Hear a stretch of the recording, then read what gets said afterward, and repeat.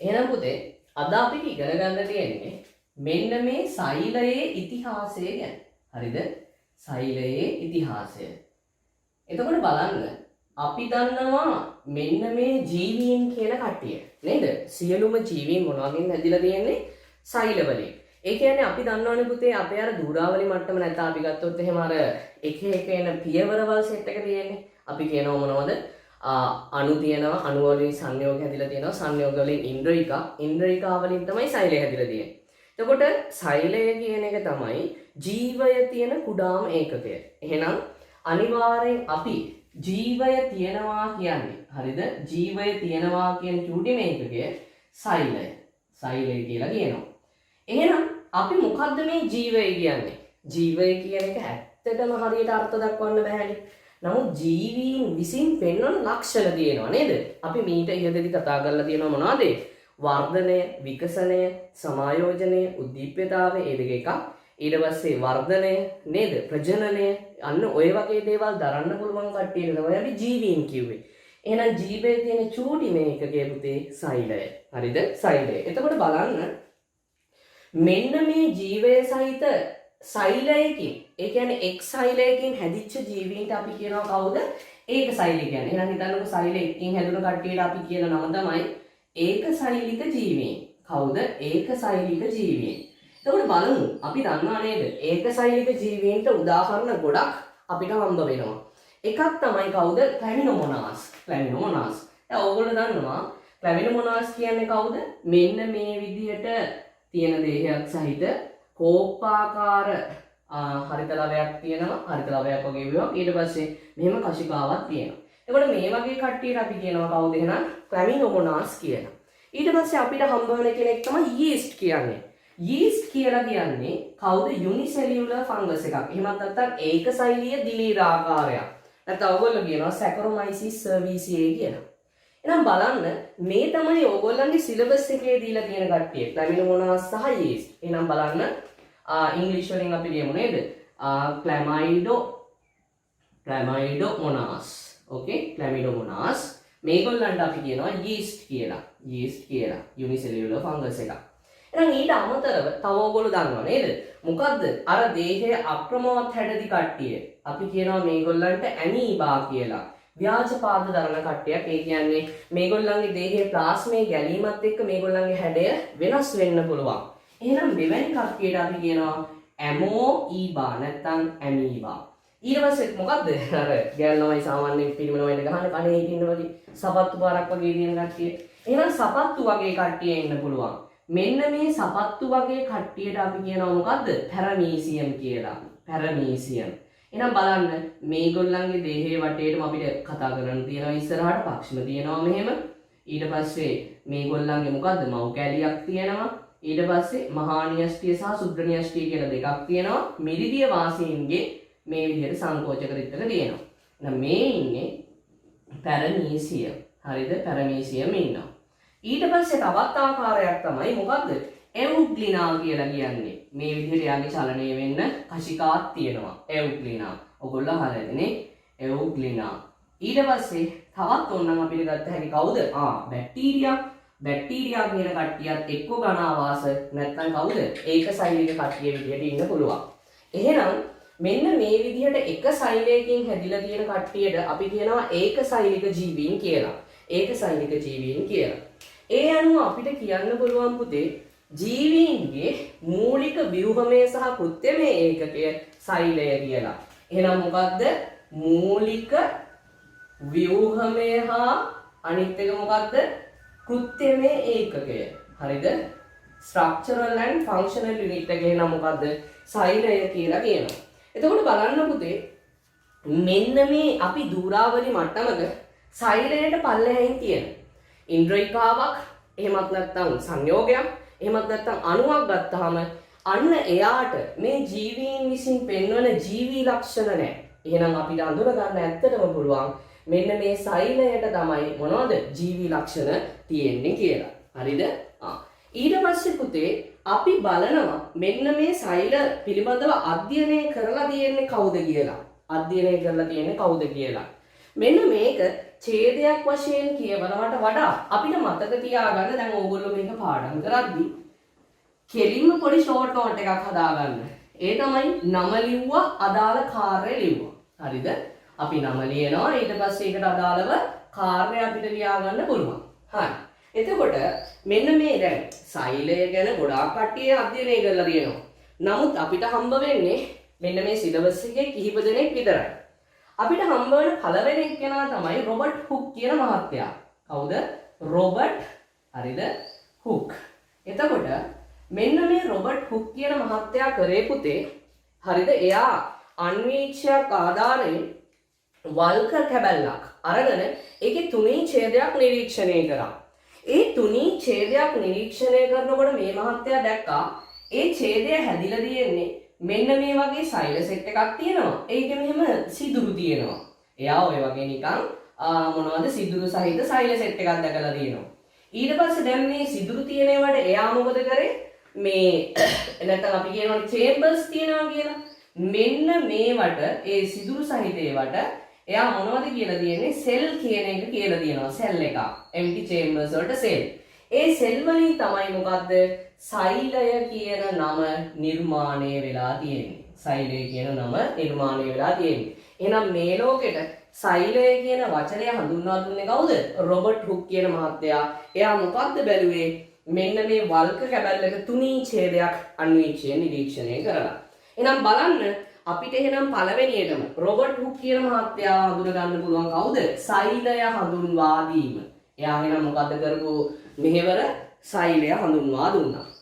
එහෙනම් අන්න බලමු මොකද්ද? සෛලය යන නම නේද? යන නම හඳුන්වා දීම. ඔන්න මේ විදිහට හදාගන්න. එතකොට ඕන ටිකනේ වැල්වට අරන් අවශ්‍ය වන්නේ නැහැ. විද්‍යාවේදී විශේෂයෙන්ම බයොලොජි වලදී ඔය වර්ෂ 1902 1910 ඒ වගේ වර්ෂ පාඩම් කරන්න යන්න එපා පුතේ. මේ ඉතිහාසය නෙවෙයිනේ. ඒ නිසා අවශ්‍ය දේ විතරක් පාඩම් කරා නම් ඇති. ඊට පස්සේ මෙයත් එක්කම හිටපු තව හතෙක් තමයි කවුද නැත්නම් තව මහත්තයෙක් තමයි ඇන්ටන් වෑන් ලීවන්හුක් කියන්නේ. හරිද? Anton van Leeuwenhoek. මෙයා නම් ඕගොල්ලෝ අහලා ඇතිනේ. Anton van ලීවන්හුක්. දෙන්නව නේද? එක ජාතිය මොනවද දෙකක් අවසානයේ තියෙන සර්නේම් එක. එහෙනම් බලන්න ඔයගොල්ලෝ මේක දන්නවා කවුද මෙයා? අන්වීක්ෂයේ පියා කියලා කියන්නේ මෙයානේ. අන්වීක්ෂය හඳුන්වා දුන්නේ හරිද? හඳුන්වා දුන්නේ මෙන්න මේ මහත්තයා. අන්වීක්ෂය. දැන් මේ දෙන්න සමකාලීනයි. මොකද්ද මේ සමකාලීනයි කියන්නේ? මේ දෙන්න සමකාලීනයි කියන්නේ එක කාලෙක ජීවත් වෙච්ච මහත්තුරු දෙන්නේ. ඒ කියන්නේ දැන් හරියට හිතන්නකෝ රොබර්ට් හුක් කියන්නේ ඕගොල්ලන් කියලා. එහෙමනොත් ඇන්ටන් වෑන් ලීවන්හුක් මම. අපි දෙගොල්ල එක වයසේ නෙවෙයි. නමුත් එක කාලේ ජීවත් වෙන්නේ. එහෙනම් බලන්න ඇන්ටන් වෑන් ලීවන්හුක් මහත්තයා හඳුන්වා දුන් අන්වීක්ෂය ආධාර කරගන්න ඇති රොබර්ට් හුක් මහත්තයා සෛලය හඳුනා ගන්න. ඊට පස්සේ මේ ඇන්ටන් මහත්තයා තව දෙයක් කරා. ඒ තමයි එයා මොකද කරේ? මෙන්න මේ අපි ගත්තොත් එහෙම ප්‍රථමයෙන්ම ඒකසෛලික ජීවීන් නිරීක්ෂණය කරා. එහෙනම් මෙයා තමයි ඒකසෛලික ජීවීන්. හරිද? ඒකසෛලික ඔය අපි කියන එක ජීවීන් නිරීක්ෂණය කරේ. හරිද? නිරීක්ෂණය කරේ. අපි දැන් ඉස්සෙල්ලා කතා කරමු කට්ටිය. හරිද? එහෙනම් එයා තමයි මුලින්ම මේ ක්‍රියාදාමය කරලා තියෙන්නේ. ඔය පොකුණු ජල සාම්පල් වගේ දේවල් අරගෙන ඒ වගේ ඉන්න ජීවීන් පිළිබඳව මෙයා අන්වේෂණය කරලා තියෙනවා. හරි. ඊට පස්සේ තව මහත්තුරු ටිකක් ඉන්නවා. මම ඒගොල්ලෝ පිළිවෙලින් ලියාගෙන යන්නම්.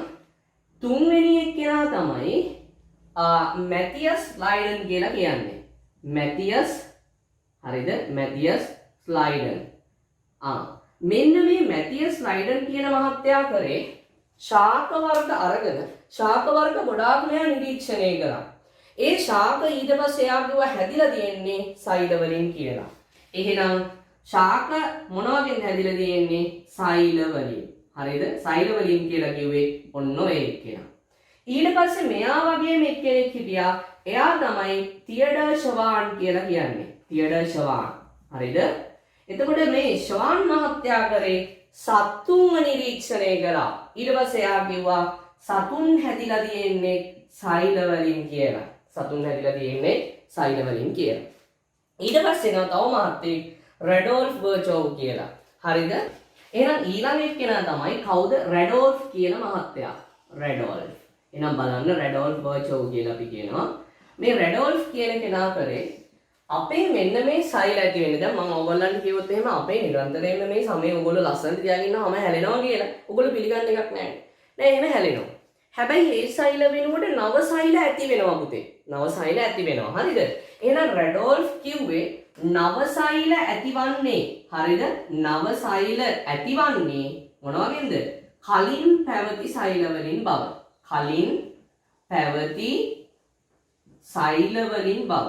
හරිද? සෛල වලින් බව. එහෙනම් මෙන්න මේ අනුව මෙන්න මේ පස් දෙනාගේ තියෙන කාරණා ටික අපිට හරි වැදගත්. ඊට පස්සේ පුතේ ඊටමත් වැදගත් එකක් එනවා. ඕගොල්ලෝ අනිවාර්යෙන් පාඩම් කරන්න ඕන එකක්. ඒ තමයි මොකද්ද? සෙල් තියරම්. එහෙමත් නැත්නම් සෛලවාදය කියන එක. සෛලවාදය අනිවාර්යෙන් එක්සෑම් එකේ ලියහන එකක්. ඔය සෛලවාදය කියන මම හිතන්නේ ඉගෙනගෙනත් ඇති ඔයගොල්ලෝ. සෛලවාදය හඳුන්වා දුන්නේ කවුද? මෙන්න මේ මැතියස් ලයිඩන්, තියඩ ෂවාන් කියන මහත්තුරු තුන්දෙනා. ඒ කියන්නේ රැඩෝල්ෆ් බර්චෝව් ඇතුළු මහත්තුරු තුන්දෙනා තමයි සෛලවාදය කියන එක ලෝකයට හඳුන්වා දුන්නේ. හරිද? එහෙනම් මෙන්න බලන්න. මේගොල්ලෝ තමයි පුතේ සෛලවාදය හඳුන්වා දෙන්න මූලික උනේ. ඔන්න ඔය සෛලවාදයේ තියෙනවා ප්‍රධාන කරුණු තුනක්. යමෙකුට මේක හතරක් විදිහට ලියන්නත් පුළුවන්.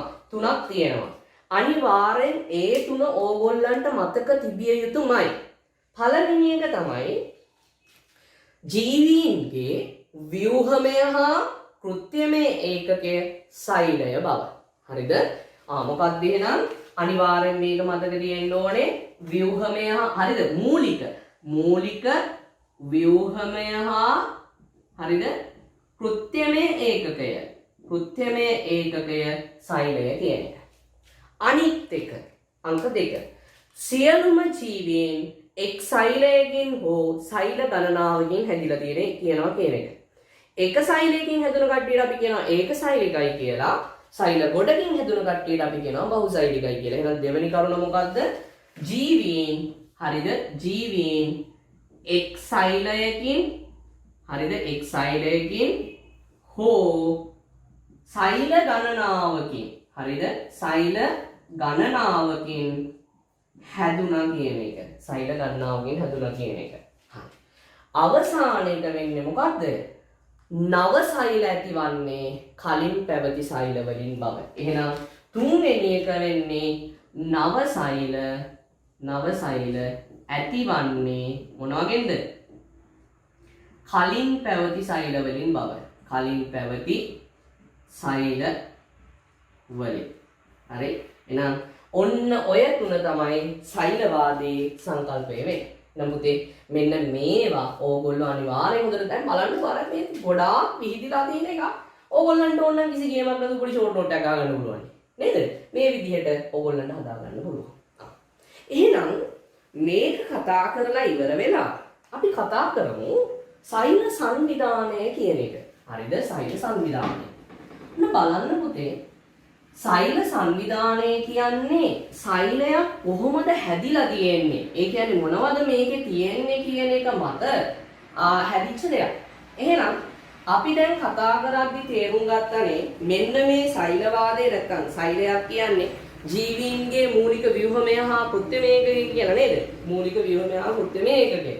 එතකොට පුතේ මේ සෛල සංවිධානය අපිට ආකාර දෙකක් අඳුර ගන්න පුළුවන්. එකක් තමයි මොනවද? ප්‍රාග්න්‍යෂ්ටික ප්‍රෝකැරියෝට්ස් කියලා කියනවා. ප්‍රාග්න්‍යෂ්ටික නැත්නම් ප්‍රෝකැරියෝටාවන් කියලා කියනවා. අනිත් එක පුතේ ශූන්‍යෂ්ටික. හරිද? ශූන්‍යෂ්ටික. එහෙමත් නැත්නම් මේක එකට ලියමු අපි. ශූන්‍යෂ්ටික යුකැරියෝට්ස් කියලා කියනවා. ශූන්‍යෂ්ටික. හරිද? ප්‍රාග්න්‍යෂ්ටික සහ ශූන්‍යෂ්ටික. හැබැයි වැඩේ කියන්නේ ඔයගොල්ලන්ට ඇයි මෙහෙම අපි තෝරගන්න කියලා දීලා නැහැ හරියකට. හොඳට මතක තියාගන්න පුතේ ප්‍රාග්න්‍යෂ්ටිකයි කියලා කියන්නේ ඒගොල්ලන්ට සංවිධානයේ වෙච්ච න්‍යෂ්ටියක්වත් පටලමේ ඉන්ද්‍රිකාවක් නැහැ. හරිද? ඔයගොල්ලෝ ලියාගත්තත් කමක් නැහැ ඒක උතනින්. හරිද? ප්‍රාග්න්‍යෂ්ටික කියන්නේ එහෙනම් මොකද්ද? සංවිධානයේ වූ න්‍යෂ්ටියක්වත් පටලමේ ඉන්ද්‍රිකාවක් නැති ජීවීන්. හරි?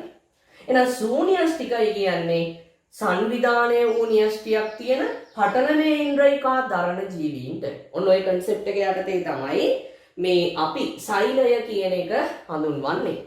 හැබැයි ප්‍රාග් හෝ සූ හෝ වේවා මෙන්න මේ සෛලවලට පොදු ලක්ෂණ තියෙනවා. මේ දෙගොල්ලන්ටම පොදු ලක්ෂණ තියෙනවා.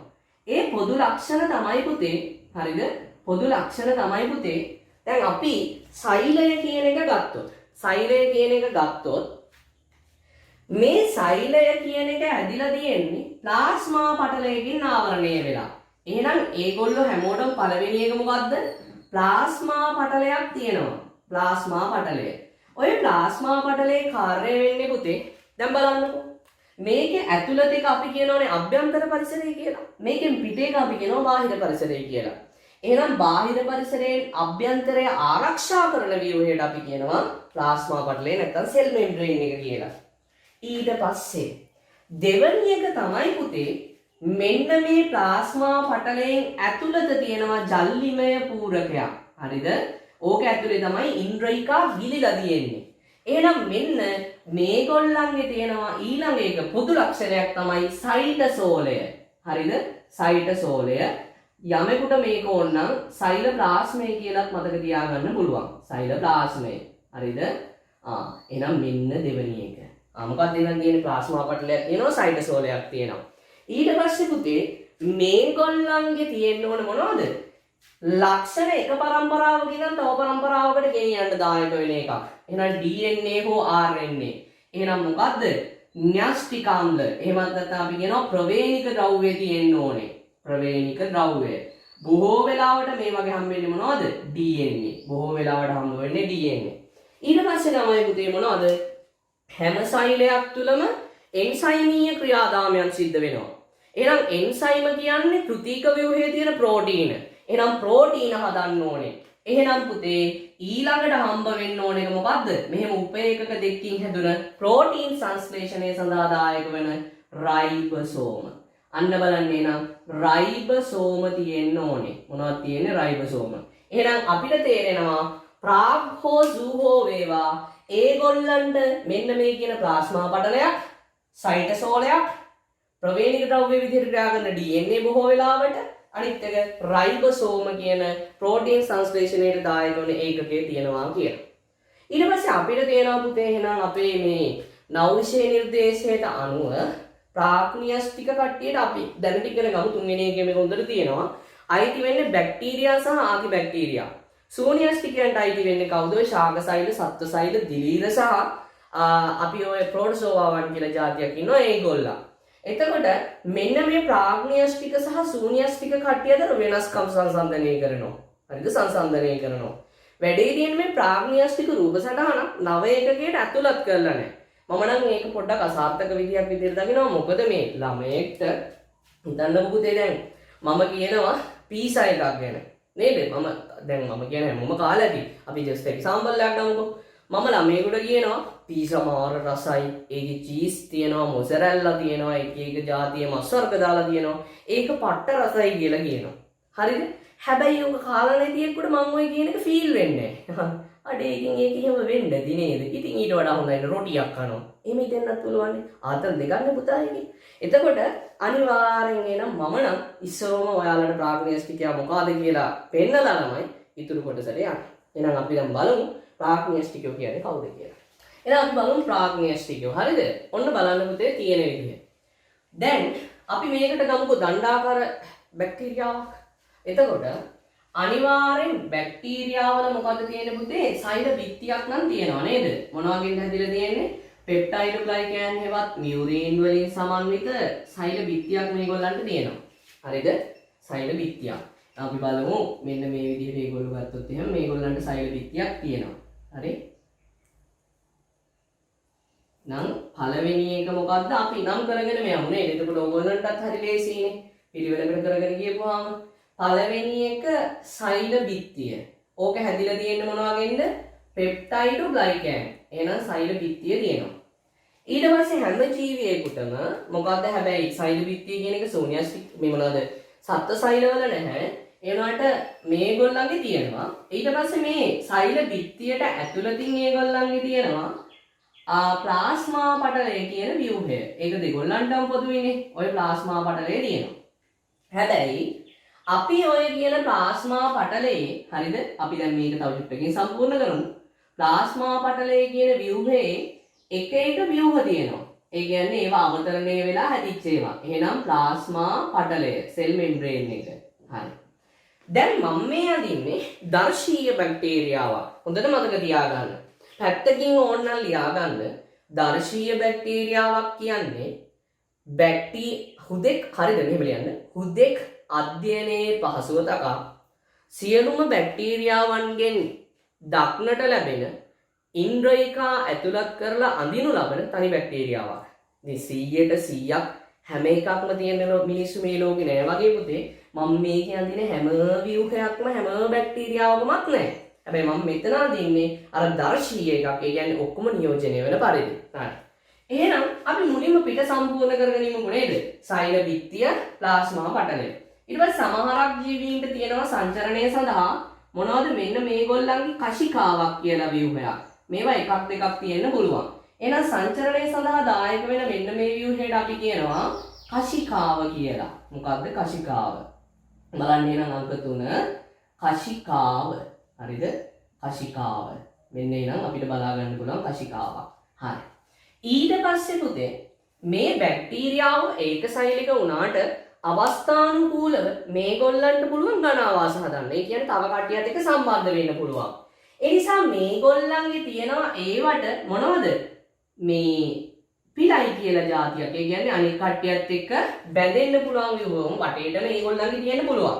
හරිද? එහෙනම් අපි මේකට කියනවා මොනවද? අංක 4 පිලයි කියලා. හරිද? පිලයි. හරි. ඊට පස්සේ බලන්න පුතේ එහෙනම් මෙන්න මේ විදිහට දැන් අපි 4ක් ඉගෙන ගත්තා. තවත් සමහර බැක්ටීරියාවන්ගේ තියෙනවා පුතේ මේ සෛල බිත්තියට පිටතින් ශ්ලේෂ්මල ආවරණයක්. ඔය ශ්ලේෂ්මල ආවරණයේ තියෙන බැක්ටීරියාවල අපි රෝගයක් හදන්න තියෙන අර ඡණ්ඩිකම ප්‍රචණ්ඩතාවය එහෙම වැඩි. එතකොට ඔන්න ඔය පිටින් තියෙන ආවරණයට අපි කියනවා මේක හැමෝගෙම නෑ.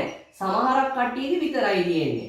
ඔන්න ඕකට අපි කියනවා පුතේ ප්‍රාවරණය කියලා. මොකද්ද කියන්නේ? ප්‍රාවරණය. එහෙනම් බලන්න අංක 5 අපි කියනවා ප්‍රාවරණය කියලා. හරි? ප්‍රාවරණය. ඔන්න ඔය ව්‍යුහ ටික ප්‍රධාන වශයෙන් පිටත තියෙනවා. හරි. ඊට පස්සේ දැන් මම ඇක්චුලි එක නැවැත්තුවානේ මේ ප්ලාස්මා පටලයේ තියෙන ව්‍යුහ ටික අඳින එක. පුතේ ප්ලාස්මා පටලයේ මෙන්න මේ විදිහට අවතරණය වීම තියෙන්න පුළුවන්. ඒ අවතරණය වීම තිබිලා එක එක ව්‍යුහ මේගොල්ලෝ හදා ගන්නවා. අපි බලමුකෝ. සමහරක් බැක්ටීරියාව ඉන්නවා ප්‍රභා සංශ්ලේෂණය කරන්න පුළුවන්. එවැනි කට්ටියගේ මෙන්න මේවා හදලා තියෙනවා මොකද්ද? අපි කියනවාට ප්‍රභා සංශ්ලේෂී සූස්තර තියෙන්න පුළුවන්. ඒක ඇඳිලා තියෙන ප්ලාස්මා පටලයේ ඇතුළට නෙමිලා. හරිද? එහෙනම් ප්‍රභා සංශ්ලේෂී සූස්තර. හරිද?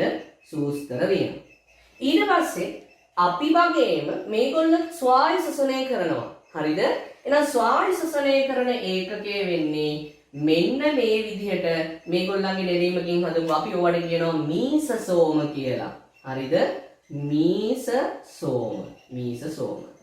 ඊට පස්සේ පුතේ කිසිම ශූන්‍යෂ්ටික ජීවියෙකුට නැති ප්‍රාග්න්‍යෂ්ටික ජීවීන්ට විතරක් තියෙන හැකියාවක්. ඒකත් බැක්ටීරියාවන්ට විතරක් තියෙනවා. හරිද?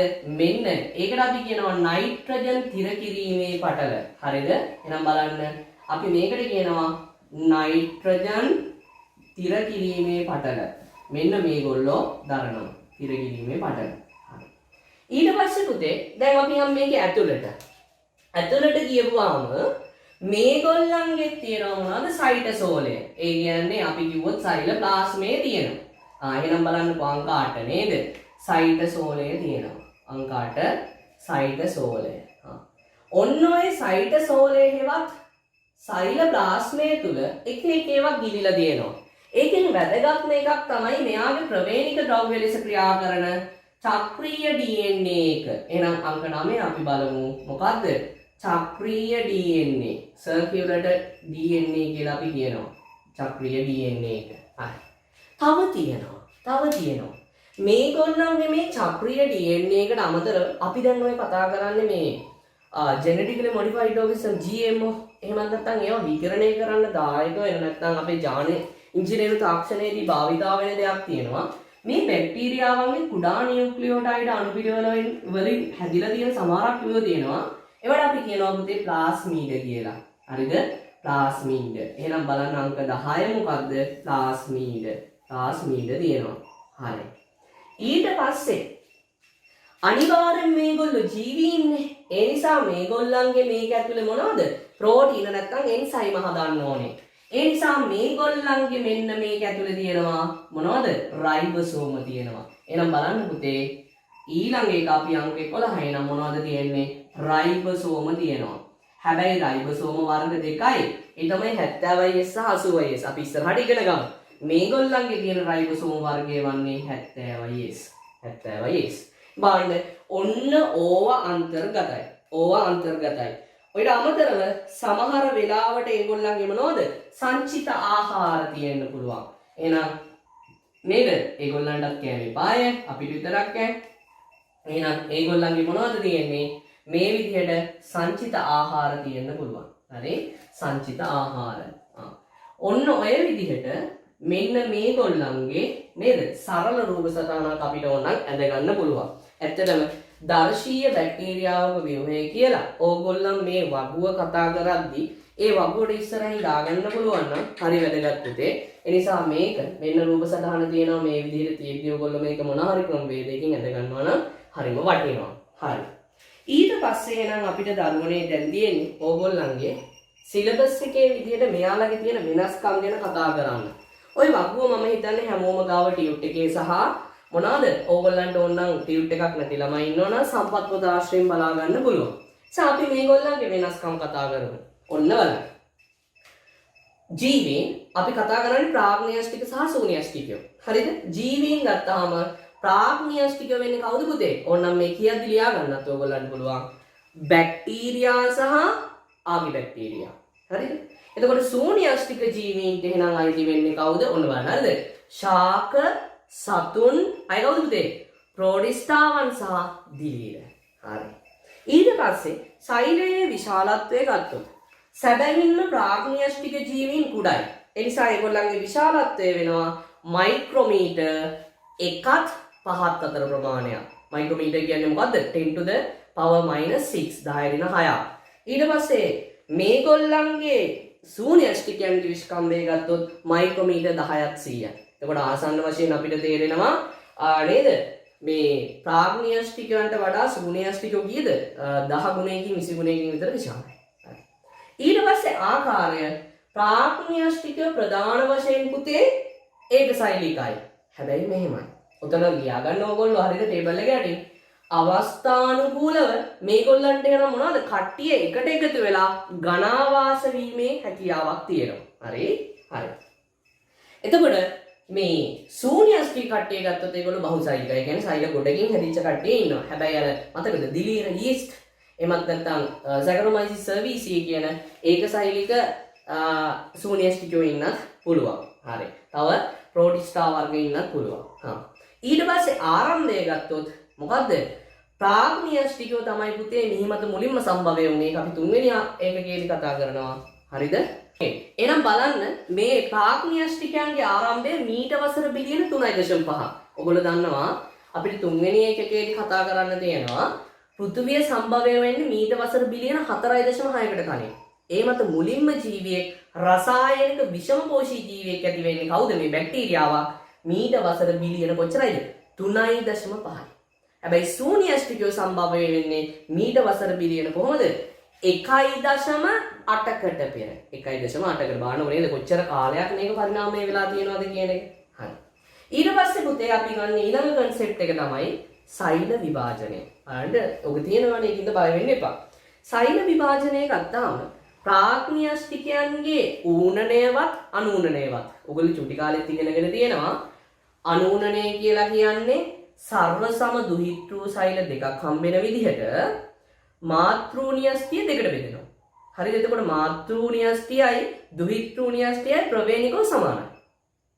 හැබැයි ඌනණය කියලා කියන්නේ එකින් එකට වෙනස් ප්‍රවේණික සංයුතියකින් යුත් දුහිතෘ න්‍යෂ්ටි 4ක් හැදෙන විදිහට මාතෘ න්‍යෂ්ටිය 4කට බෙදෙන එක. ඒක පියවර දෙකයි. හැබැයි පුතේ එතනදී මාතෘ එකවත් හැදෙන දුහිතෘ ඒවාවත් එකින් එකට සමාන නැහැ. අපි එතකොට මේ කතා කරන ප්‍රාග්න්‍යාස්ටිකයන්ගේ ඔය ඌනනේ අනුනනේ නැහැ. ඒගොල්ලන්ගේ තියෙන්නේ මොනවද? ඔය මොනවද මේ ද්විකණ්ඩනය. ඒ කියන්නේ සෛලය විශාල වෙලා දෙකට බෙදනවා වගේ සරල ක්‍රමවේදයක්. හැබැයි ශූන්‍යාස්ටිකයන්ගේ අපි ඒ කිව්ව ඌනනය සහ අනූනනය කියන දෙකම අපිට බලා ගන්න පුළුවන් පුතේ. ඌනනය අනූනනය. හරි. ඊළඟ පියවර. ඊළඟ එක ප්‍රවේණික ද්‍රව්‍ය. හරිද? ප්‍රවේණික ද්‍රව්‍ය. බලන්න ප්‍රාග්න්‍යාස්ටිකයන්ගේ තියෙන මොකද්ද? වෘත්තාකාර DNA එකක්. එතකොට මේක අර හොඳට විකසනය වෙච්ච එකක් නෙමෙයි. මෙන්න මේ ප්‍රදේශයට අපි කියනවා මොකද්ද? නියුක්ලියොයිඩය කියලා. පාඩම් කරද්දී ඒක highlight කරන්න නියුක්ලියොයිඩය. හැබැයි මේ නියුක්ලියොයිඩය කියන එකට මොකද්ද මේ DNA චක්‍රීයව තිබ්බට හිස්ටෝන ප්‍රෝටීන නැහැ. හැබැයි ශූන්‍යාස්ටිකයන්ගේ ගත්තාම තියෙන්නේ DNA අණු රේඛීයයි. ඒක හිස්ටෝන ප්‍රෝටීන වලින් බැඳලා මොකද්ද? වර්ණ දේහ හැදිලා තියෙනවා වර්ණ දේහ. හරි. ඊළඟ එක රයිබෝසෝම. රයිබෝසෝම මොනවටද දායක වෙන්නේ? ප්‍රෝටීන් සංශ්ලේෂණයටනේ. ප්‍රාග්න්‍යාස්ටිකයන්ගේ දේහ ඇතුළත් ප්‍රෝටීන වර්ග තියෙනවා. එහෙනම් ඒ ප්‍රෝටීන හදන්න දායක වෙන්නේ කවුද? 70S රයිබෝසෝම. හැබැයි ශූන්‍යාස්ටිකයන්ගේ මේ දෙකම තියෙනවා. ඒ 70S රයිබෝසෝම සහ අනිත් එක මොකද්ද? 80S රයිබෝසෝම. හරි. ඊට පස්සේ අපි ගත්තොත් ඉන්ද්‍රියිකා. මම concept එක කියද්දිම කිව්වනේ සංශ්ලේෂණය වෙච්ච න්‍යෂ්ටියක්වත් පටලමේ ඉන්ද්‍රියිකාවත් ප්‍රාග්න්‍යාස්ටිකයන්ට නැහැ. ශූන්‍යාස්ටිකයන්ට තියෙනවා. එහෙනම් මොකද්ද වෙලා තියෙන්නේ පුතේ? මේ පටලමේ ඉන්ද්‍රියිකා ප්‍රාග්න්‍යාස්ටිකයන්ට නැහැ. ඒගොල්ලන්ගේ තියෙන ප්ලාස්මා පටලයේ අවතරණය වීම තුලින් නැත්නම් අවතලණය. හරිද? අවතරණය නෙමෙයි අවතලණය. නැත්නම් නැමිලා හැදිලා ප්‍රභා සංශ්ලේෂණය කරන්න පුළුවන් ප්‍රභා සංශ්ලේෂී සූස්තරයි. සාය ශෝෂණය කරන්න පුළුවන් මීසෝසෝමයි. නයිට්‍රජන් තිර කරන්න පුළුවන් නයිට්‍රජන් තිර කිරීමේ පටලයි බවට විකසනය වෙලා තියෙනවා. හරිද? ඔන්න ඒක වෙලා තියෙනවා. හැබැයි ශූන්‍යාස්ටිකය ගත්තොත් මොනවද? අර පටල තියෙනවා. අපි ඉස්සරහට කතා කරනවා ප්ලාස්මා පටලේ. ප්ලාස්මා පටලේ සංයුතියට සමාන පටල තියෙනවා. එතකොට ඒගොල්ලන්ගේ පටලමේ ඉන්ද්‍රියිකා මොනවද? රාශියක් අපිට බලා ගන්න පුළුවන්. එක්කෝ ඒක පටල නැත්නම් ද්විත්ව පටල. වෙලාවට ත්‍රිත්ව පටලේව ගැන අපි කතා කරන්නේ නැහැ. හරි? මේව නැහැ. හා. ඊට පස්සේ ඊටමත් වැදගත් එකක් highlight කරන්න ඕන. හරිද? සෛල බිත්තිය. මොකද්ද? ඔන්න උන්දට මේක වරදිනවා කට්ටියට. සෛල බිත්තියක් තියෙන කාටද? බැක්ටීරියාවන්ට තියෙනවා. ඒක පෙප්ටයිඩෝග්ලයිකෑන්. අනවර්තනාමය මියුරින්.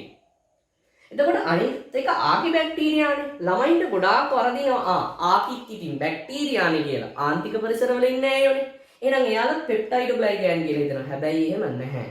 ඒගොල්ලන්ගේ හැදිලා තියෙන පුතේ පොලිසැකරයිඩ් සහ ප්‍රෝටීන වලින්. ඔන්න ඕක වරද්දන්න හිතාගෙන MCQ වල අහනවා. ඒ නිසා ඕගොල්ලෝ ඒක හරියට කරන්න. හරිද? එහෙනම් ලියන්න ඕනේ බැක්ටීරියා පෙප්ටයිඩෝග්ලයිකෑන් මියුරින්. ඔලියා ගන්න. හරිද? ආකිබැක්ටීරියා ප්‍රෝටීන් සහ මොනවද? පොලිසැකරයිඩ්. ප්‍රෝටීන් සහ පොලිසැකරයිඩ්. එතකොට ශූන්‍යාස්ටිකයෝ ගන්නකො. ශූන්‍යාස්ටිකයන්ගේ සත්ව සෛලවල සෛල බිත්තියක් නැහැනේ. සත්ව සෛලවල සෛල බිත්තියක් නැහැ. හැබැයි ශාක සෛලවල සෛල බිත්තියක් තියෙනවා. ශාක සෛල ගත්තොත් නැත්නම් ඊට පස්සේ දිලිර වලක් තියෙනවා. කයිටින් වලින් හැදිච්ච එකක්.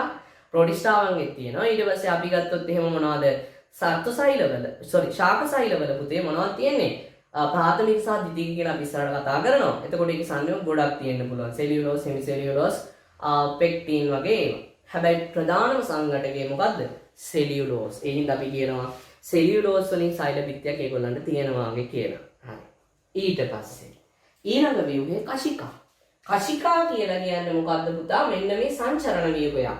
මේ ප්‍රාග්න්‍යාස්ටිකයන්ගේ තියෙන කශිකා පටලයකුත් නැහැ. 9 ව්‍යුහයකුත් නැහැ. දැන් මොකද තේරෙන්නේ නැහැනේ. ඕක අපි ඊළඟට සෛල ඉන්ද්‍රියිකා යටතේ කතා කරමු. හැබැයි ශූන්‍යාස්ටිකයන්ගේ මතක තියාගන්න කශිකාවකුත් තියෙනවා. 9 ව්‍යුහයකුත් තියෙනවා. හරිද? ඊළඟට සෛලීය ශ්වසනය. කොහොමද ප්‍රාග්න්‍යාස්ටිකයෝ කරන්නේ? මේ බලන්නකො නේද?